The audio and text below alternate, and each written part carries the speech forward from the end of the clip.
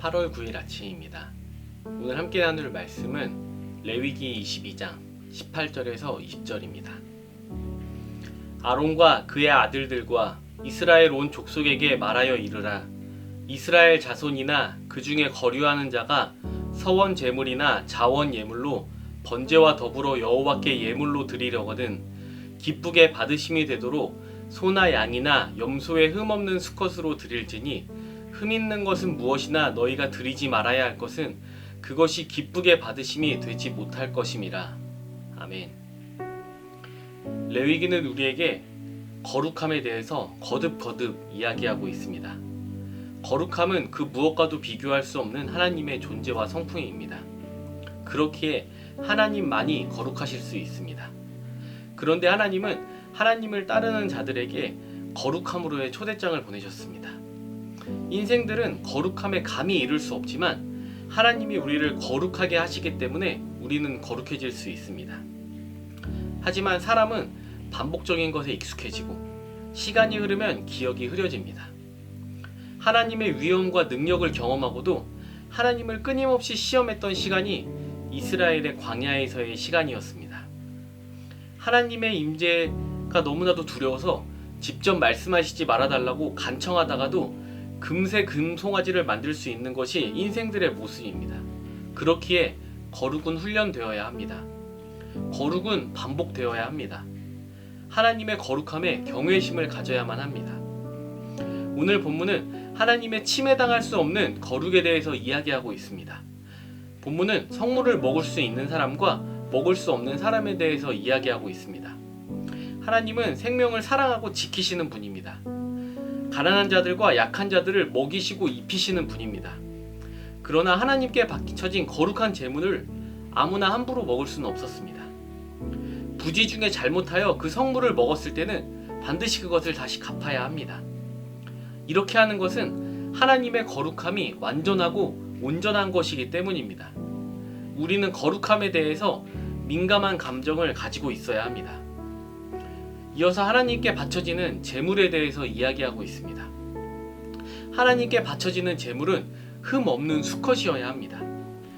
레위기 앞부분에서 이미 흠 없는 제물을 가져와야 한다고 언급하고 있습니다. 오늘 본문은 이 흠이 있는 제물이 어떤 것인지를 자세하게 언급하고 있습니다. 이 목록은 앞장에 나왔던 제사장들의 목록과 유사한 점이 있습니다. 21장에 육체에 흠이 있는 제사장들은 하나님께 음식을 드리거나 제사를 드릴 수 없다고 나와 있습니다. 인권에 대한 인식이 현대와 다르다는 것을 고려할지라도 조금 야박한 것이 아닌가라는 생각이 들기도 합니다. 성경에 나온 하나님은 육체에 흠이 있고 약한 이들을 더욱 품어주시는 분이기 때문입니다. 이런 이들을 더욱 꽉 끌어안아 주시는 분이기 때문입니다. 그러나 제사장들에 대해서 이렇게 엄격했던 것은 그들이 하나님과 백성들 사이에 서 있는 자들이기 때문입니다.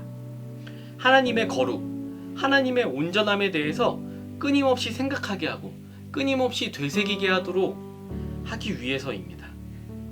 흠이 있는 제물이 하나님께 드려지지 못하는 것은 그것이 하나님의 거룩함에 합당하지 않기 때문입니다. 제사는 돈이 없어도 얼마든지 드릴 수 있습니다. 참된 제사는 단지 가축을 드리고 단지 예배에 참석하는 것만이 아니기 때문입니다. 그러나 하나님께 무언가를 드릴 때는 흠이 없는 것을 드려야 합니다. 우리는 가축에 흠이 있고 없고를 구분하는 기준이 외적인 모습이라는 것을 볼 수 있습니다. 흠이 없는 제물을 드리는 것도 하나님에 대한 우리 마음의 외적인 표현입니다. 오늘 본문의 제사들이 자신들이 자원하여 드리는 제사라는 점에서 더욱 그러합니다. 그런데 우리가 레위기 앞장에서 살펴본 이 거룩함은 하나님의 성품을 닮아가는 것이었습니다.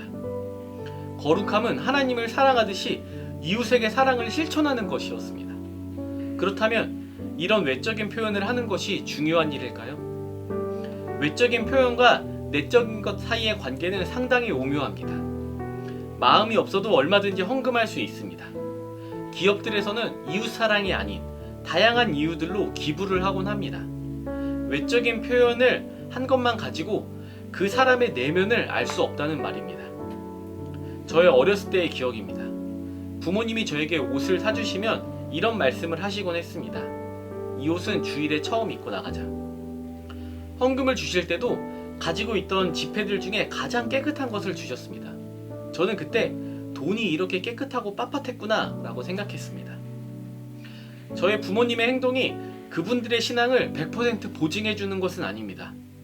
그런 행동을 했다고 하나님의 말씀에 완전히 순종했다고 볼 수는 없습니다. 그러나 그런 행동을 통해 저는 믿음을 배우게 되었다고 생각합니다. 우리는 거룩함을 배워야 하고 거룩함을 훈련해야 합니다.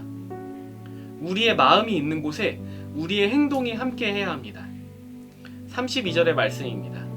너희는 내 성호를 속되게 하지 말라. 나는 이스라엘 자손 중에 거룩하게 함을 받을 것이라. 나는 너희를 거룩하게 하는 여호와요. 하나님이 우리를 거룩함으로 초대하셨고 거룩함에 이르게 하실 것입니다. 사랑하는 성도 여러분, 삶 속에서 외적으로 내적으로 거룩함을 훈련하는 성도님들이 되시기를 예수님의 이름으로 축복합니다. 기도하겠습니다.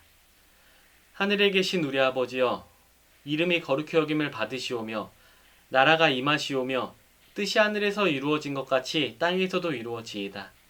오늘 우리에게 일용할 양식을 주시옵고 우리가 우리에게 죄 지은 자를 사하여 준 것 같이 우리 죄를 사하여 주시옵고 우리를 시험에 들게 하지 마시옵고 다만 악에서 구하시옵소서.